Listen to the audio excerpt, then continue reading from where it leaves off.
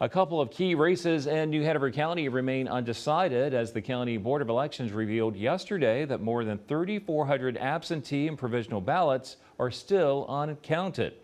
WWA's Nate Malden has been tracking this story and joins us live in the studio. Nate, once these ballots are tallied, how might they impact the outcome of these races? Jeff, those ballots could change the outcome in the county commissioner's race and the school board race, but we won't have updated numbers until next week. Two key races in New Hanover County remain too close to call after Elections Director Ray Hunter Havens announced that around 1,500 absentee by mail ballots and more than 1,900 provisional ballots are still uncounted. These ballots will be reviewed and counted at the board's next absentee review on November 14th, just one day before they're certified. With about 3,400 ballots outstanding, candidates currently in 2nd through 5th place still have a chance to secure one of the top 3 seats in the county commissioner race. Republican candidate John Hennett, currently in 5th, says he's awaiting the count but doubts extra ballots will change the outcome.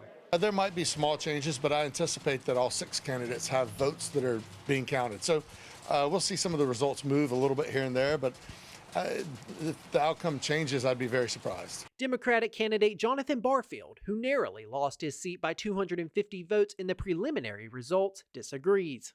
Absentee ballots, typically they'll skew one way, and I'm thinking that we're going to see a change in the outcome of the initial results. And again, had the full results been given from the absentee ballots to begin with, we'd probably be having a different conversation today. An email from County Manager Chris Coudray revealed that an October 31st administrative cutoff was set for absentee ballots, though state law requires that all ballots received before Election Day be counted on election night. We asked if this cutoff violates state law. Hunter Havens said that the guidance came from the state due to limited county resources for processing absentee ballots on election night. The ballots could also impact the New Hanover County School Board race, affecting candidates from 2nd through 6th place. With such tight margins, I asked Hunter Havens if candidates can request a recount. She said they'll have until Monday the 18th to do so after the votes are certified on the 15th. We'll also have a response from the State Board of Elections on our website, wwaytv3.com. Jeff. Thank you, Nate. North Carolina is a key battleground state in national elections, often backing Republicans in presidential races in recent years. However, at the state level, many voters split their tickets. North Carolina elected a Democratic governor, lieutenant governor, attorney general, and other positions, even as the state supported Donald Trump. We sat down with Nelson Bollier, who is an instructor for political science and history at Cape Fear Community College. He says when it comes to voting in our state, there are usually a few issues voters consider that affect the decisions they make at the polls. He says this time it appears the economy was the main thing voters looked at when filling out their ballots. However, at the state level, voters often make different decisions. Despite supporting Donald Trump, many North Carolinians chose to elect a Democratic governor, showing that voters are willing to split their tickets. Bollier explains potential reasons for a split ticket. If voters feel, pretty good about the direction of the country, they are more willing to consider the opposing party at the state level, especially if they think the state is doing well. A lot of this does also come down to candidate quality. And I think for a lot of Americans, or for a lot of North Carolinians, they looked at some of what they'd seen with regards to Lieutenant Governor Robinson, some of his statements, and I think for many of them, obviously, they weren't comfortable putting him in the governor's mansion. Bollier also says split ticket voting occurs more often when gubernatorial elections and national elections coincide. And tonight we're asking you, did you split ticket vote in this year's election? 73% say yes, 10% say no, 17% say I did not vote. Thanks to everyone who's voted so far. The poll is still open. If you'd like to vote, just scan the QR code in the top center of your screen or head to our website. This election cycle marked the first time voting for many, but the results have left some Gen Z or younger voters and minority groups feeling not only disappointed, but fearful about the future. We sat down with UNCW professor Jennifer Brubaker, who has dedicated much of her work to studying how people navigate politics within their families and social circles. Brubaker says that for many in minority groups, based on gender, race, and sexuality, there was more at stake in this election than for others. She explains that it's normal for these groups to mourn the change they thought was coming.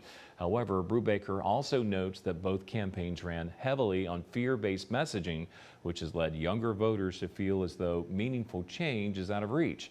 Still, she believes the election results won't keep them down for long. You do have to kind of give them time to process what's going on and to mourn it and to realize that the future that they hoped was coming is not. And it's not that it's not coming, it's just not coming necessarily right now. And so once they get past those feelings of grief and frustration and possibly disenfranchisement, that's a very normal reaction as well, that eventually they can come around again, and they will come around again when it becomes time. Brubaker hopes that in time, hindsight and experience will bring younger voters peace for future elections. The election may be over, but political signs are still creating an eyesore along many roads and highways. Political signs must be removed by the 10th day after the election. Any political sign remaining in the right-of-way of the state highway system more than 30 days after the end of that period will be deemed unlawfully placed in abandoned property, and a person may remove and dispose of such political signs at that time without any penalty.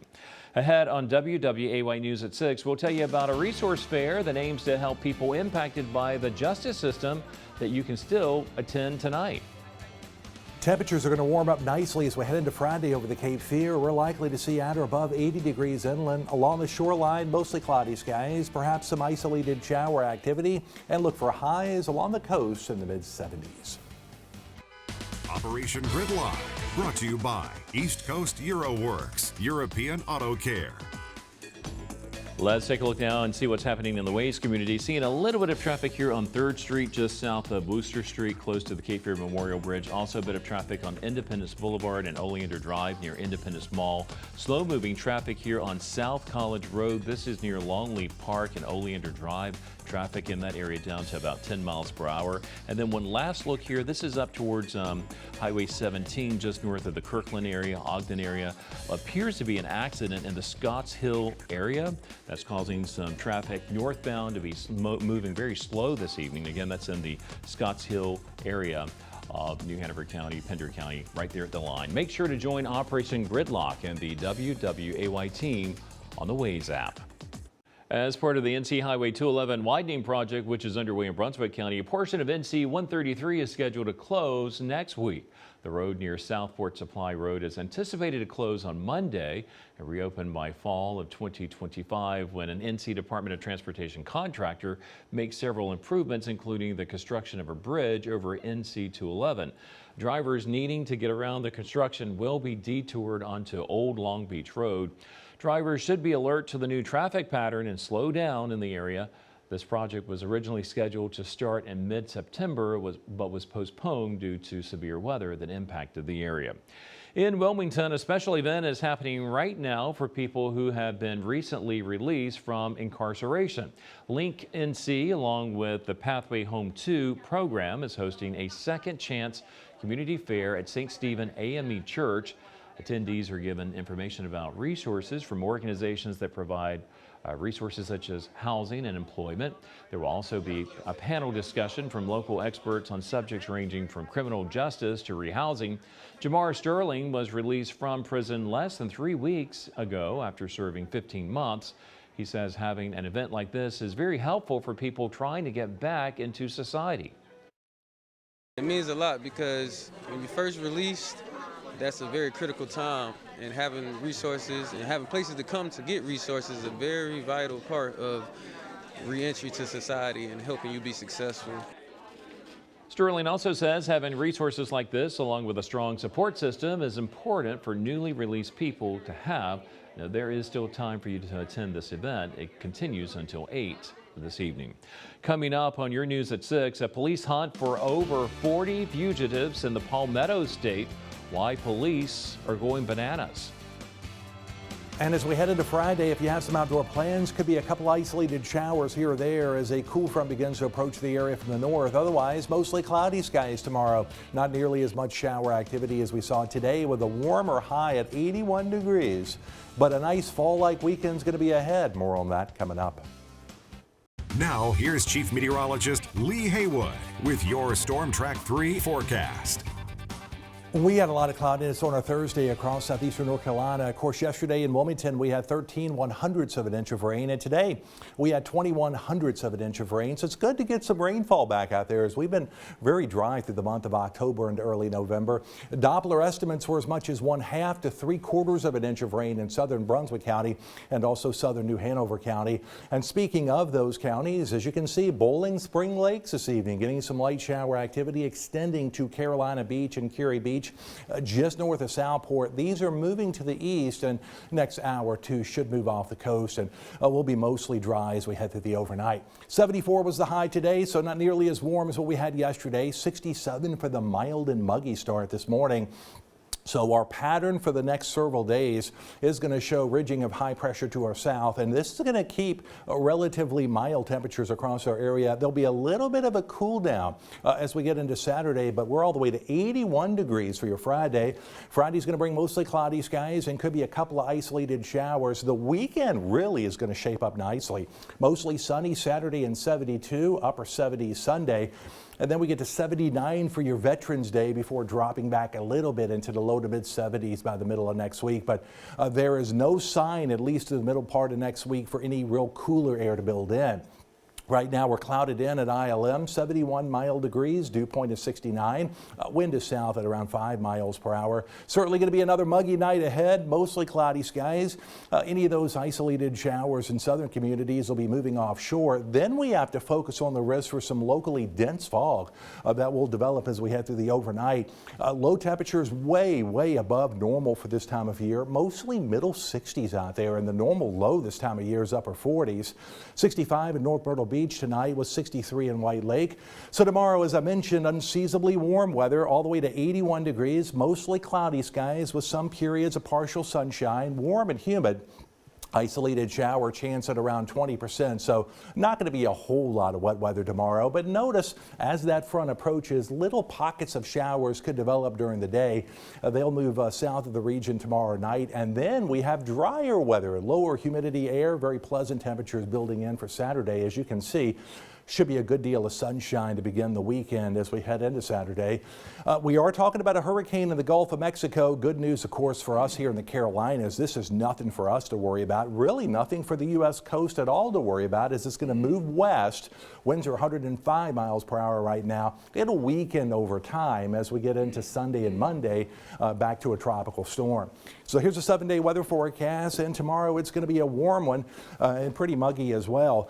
81 degrees for your high for Friday. Then as we head into the weekend, I think nice weather returns, as we're not going to see a whole lot of sunshine out there tomorrow, Jeff. A few peaks here and there with the clouds, but a lot of sunshine is going to be ahead for your Saturday and Sunday. So if you are having plans for this weekend, should be good to go. Should be nice for the Veterans Day parade on Saturday at 11 o'clock. That'd be a perfect day for that, actually. Good. Yes. All right, thank you, Lee. Turning now to South Carolina, where today authorities in Beaufort County are warning residents to lock their doors and windows after more than 40 monkeys escaped from a research facility. The Embassy Police Department confirmed 43 primates escaped from Alpha Genesis, a research facility that breeds monkeys and provides bio-research services around the world. None of the primates had been captured as of this afternoon. Traps have been set up and thermal imaging cameras are being used in an effort to locate the fugitive monkeys. This isn't the first time monkeys have escaped from Alpha Genesis. 8 years ago, 19 primates escaped from the company's facility but were recaptured about 6 hours later.